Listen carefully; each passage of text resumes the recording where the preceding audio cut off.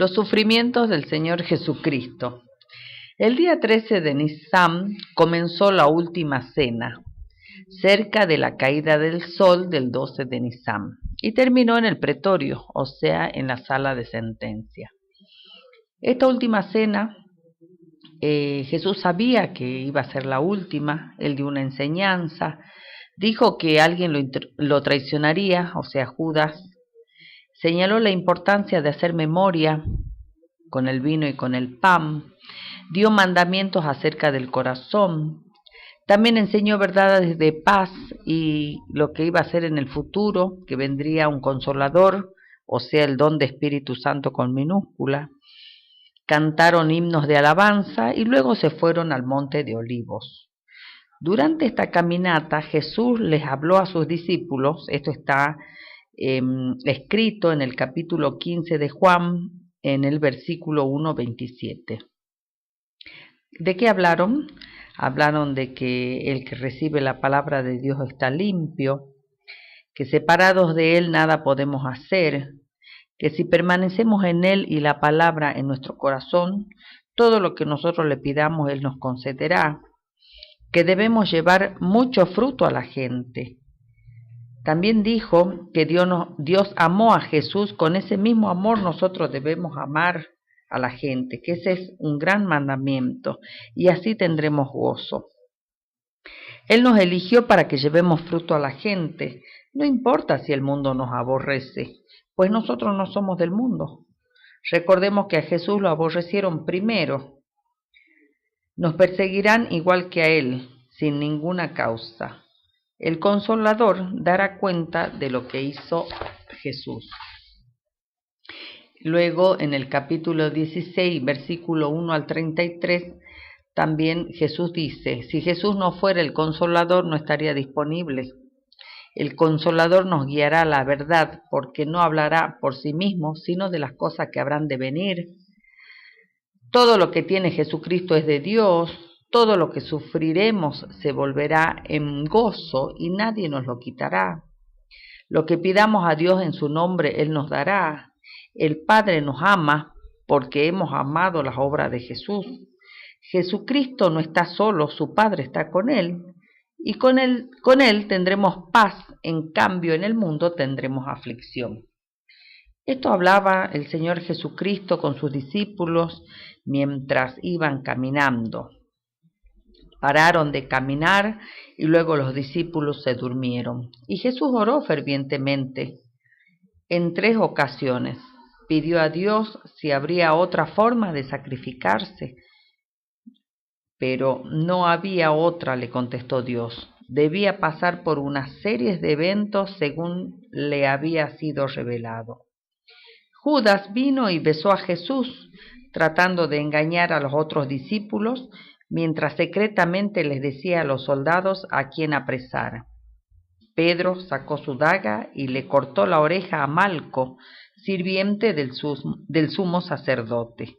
Jesús mandó a Pedro que deje de pelear e hizo un milagro restaurando la oreja cortada.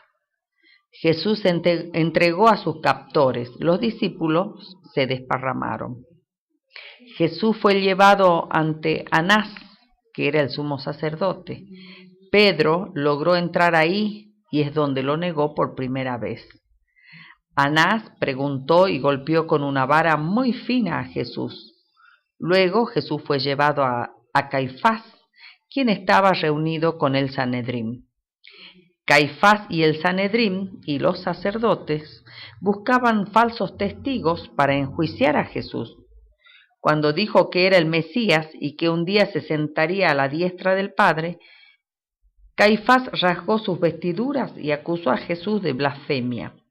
Era la excusa perfecta para sus mentes retorcidas. Caifás le dio la pena de muerte. Es así como los escribas, ancianos, comenzaron a torturar a Jesús. Le escupieron su cara, le pegaron en su cara repetidas veces y en su cuerpo con puñetazos. También con látigos le azotaron, abriéndole terribles heridas y cambiando su apariencia humana. Pedro, cerca del fuego, recibió la acusación de parte de una mujer por haber estado con Jesús. ¿Qué hace Pedro? Lo niega por segunda vez. Luego de un rato, un hombre se le acercó y le acusó de ser uno de los discípulos de Jesús. ¿Qué hizo Pedro? Lo negó a Jesús por tercera vez. Luego cantó el gallo. Se le arrimó una señora y él también negó conocerle. Y así siguió negándole 6 veces más. Cantó el gallo por segunda vez. Pedro se encontró cara a cara con su maestro y escapó llorando, pues Jesús ya se lo había advertido antes. Nuevamente los sacerdotes y el Sanedrín volvieron a acusarle a Jesús. Todo era una farsa. Jesús respondió lo mismo ante las mismas preguntas. El veredicto final fue: este hombre debe morir. Pilato quiso liberarlo, pero los líderes religiosos insistieron y como era Galileo, se los transfirió a Herodes. Ellos lo trataron con desprecio y los vistieron como si fuera un rey. Lo regresaron a Pilato. Allí, éste se hizo amigo de Herodes. Mientras tanto, Judas Iscariote se encontraba aturdido y confuso por esta cadena de eventos. Regresó al templo y devolvió las 30 piezas de plata que había recibido por parte de los sacerdotes, si él entregaba a Jesús. Según los sacerdotes, este dinero era de sangre. No podían ponerlo en el fondo del templo, entonces compraron un terreno para enterrar a los extranjeros. Pilato decidió llevar el tema al pueblo para que ellos decidieran. Pensó que lo liberarían, pero pidieron la liberación de un prisionero llamado Barrabás. Pilato decidió azotar a Jesús y luego liberarlo, pero la gente insistía. Entonces le azotaron con un látigo con trozos de huesos. Le despojaron sus ropas y lo ataron a un poste y le azotaron. Así le desprendían la carne y le dejaban surcos con la carne desprendida. Luego le pusieron un manto púrpura y le hicieron desfilar ante el público. Es así como Pilato le interrogó nuevamente a Jesús y no pudo convencer a la multitud. Se lavó las manos y entregó la responsabilidad a los religiosos. Nuevamente Pilato ordenó a los soldados romanos que le torturen. Mientras le sacaban las ropas, les arrancaban pedazos de piel. Luego le incrustaron una corona de espinas y en sus manos le colocaron una caña a manera de un cetro real. Le golpearon tanto la cabeza para que la corona se le incrustase mucho más. Luego le hacían reverencias como si fuera un rey. Le arrastraron y designaron a Simón de Cirene que llevara la cruz. Ya era miércoles por la mañana. Lo trasladaban hacia el Gólgota. Junto a él llevaban también a 2 malhechores. Les ofrecieron vino y mirra para que le calmara, pero Jesús eligió la agonía y el dolor por nosotros. Nuevamente se le ofreció vino y hiel, pero él no quiso. En las afueras de la ciudad, Jesús fue clavado en el madero con los 2 malhechores a sus lados. Eran las 9 de la mañana. Luego se añadieron 2 más. En total eran 5 con Jesús. Mientras estaba en la cruz, pidió beber, y ahí dijo: consumado es. Lo que estaba consumado era el trabajo que Dios le había encomendado, o sea, nuestra redención. También dijo: en tus manos encomiendo mi espíritu. Inclinó su cabeza y murió.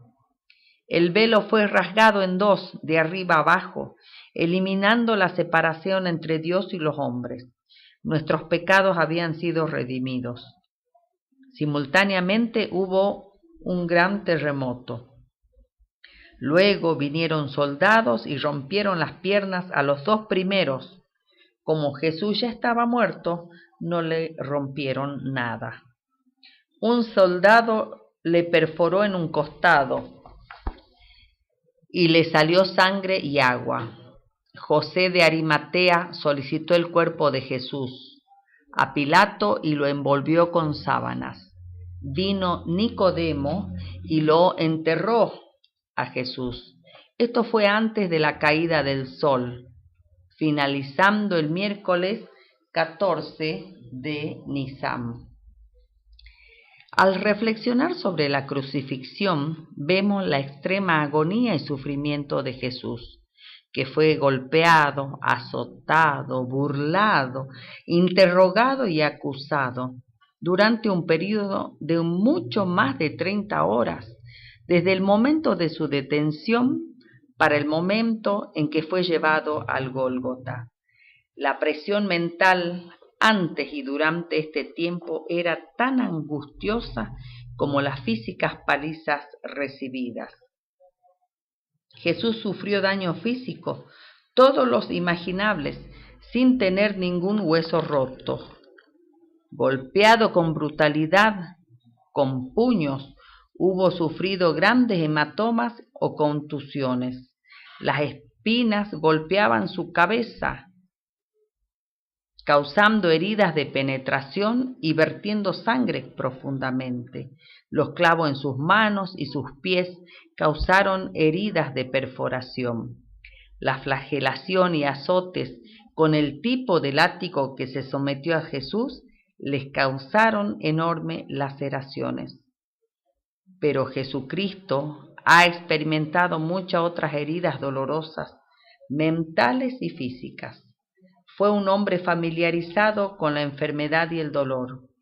Fue un hombre que se convirtió en el más bajo a fin de que pueda defender a todo aquel que en él crea. Es un hombre que puede salvar al extremo a los que quieren creer. Él es nuestro hermano que sufrió y murió por ti y por mí. Él nos ha amado, así que sus heridas superaron nuestras transgresiones, nuestros pecados externos. Sus magulladoras, angustiadoras y afligidas, no abrió su boca nunca, y fue llevado como un cordero a la masacre, y como oveja delante de sus trasquiladores. Enmudeció, no abrió su boca. En este innoble morir crucificado, Jesucristo fue contado con los transgresores. Sin embargo, porque Él, que no conoció pecado, se hizo pecado, Dios nos ha hecho la justicia de Dios en Él. En Jesucristo tenemos el regalo, parte de Dios más valioso de todos, la vida eterna.